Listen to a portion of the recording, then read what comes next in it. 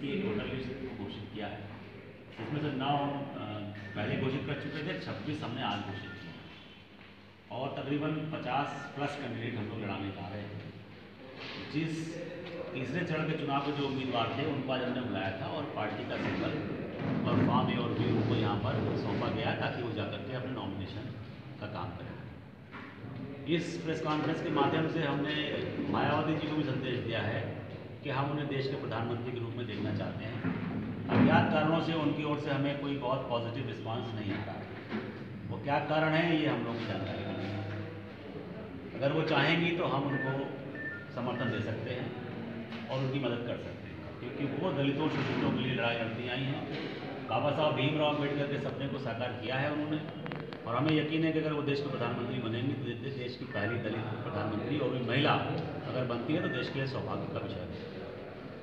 लेकिन उनकी ओर से पॉजिटिव रिस्पांस नहीं है, इस बात का हमें भी अचरज है और आश्चर्य है।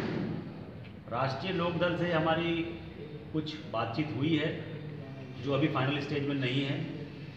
हम जो भी समान विचारधारा के दल हैं उनके साथ में हमारे दरवाजे खुले हुए हैं, हम उनके साथ में जाना चाहते हैं और मिलकर इलेक्शन को लड़ना चाहते हैं। समाजवादी पार्टी और कांग्रेस पार्टी और भाजपा, इनके साथ में हमारा गठबंधन नहीं हो सकता, क्योंकि ये इस देश में ध्रुवीकरण की राजनीति करते हैं और केवल एक दूसरे से लड़ा करके लोगों को अपने वोटों का को सीधा करते हैं और देश पर गाहे बगाहे कभी इल्ज़ाम लगा करके एक दूसरे पर, कभी साथ जा करके केवल हुकूमत का सपना देखते हैं। मैं जब यूपी 27 साल बेहाल था, बेहाल करने वाले से कांग्रेस ने क्यों हाथ मिलाया? और अगर सारा विकास अखिलेश यादव जी अकेले कर रहे थे तो हाथ की ज़रूरत क्यों पड़ गई? इसका मतलब यह है कि विकास भी नहीं हुआ है और या बेहाल भी नहीं था, दोनों में से कोई बात तो झूठ है। ये बात उनको इसका मतलब जनता को साफ समझ में आ जाना चाहिए कि दोनों दल केवल सत्ता प्राप्ति के लिए स्वार्थ सिद्धि की वजह से और कुर्सी की लालच में एक दूसरे के करीब आए हैं। हम इन दोनों दलों का विरोध करते हैं। आज से रथ यात्रा शुरू होनी है,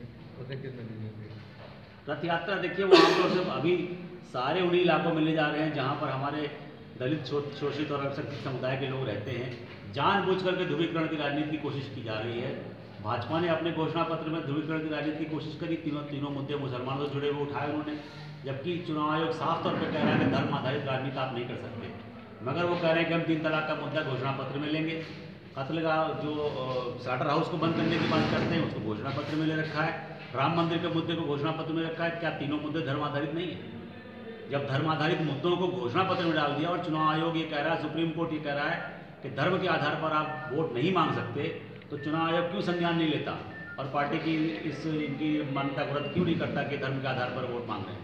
हम इनकी कंप्लेंट करेंगे चुनाव आयोग से कि ये घोषणा पत्र में इस तरह की बातें करने के बाद भाजपा देश के प्रधानमंत्री बैठे हुए हैं और इस तरह की हरकतें कर रहे हैं, जबकि साफ तौर पर ये हो रहा है कि ये चीज़ें गलत हैं और संविधान के हिसाब से नहीं होनी चाहिए, सुप्रीम कोर्ट की रूलिंग अच्छी है।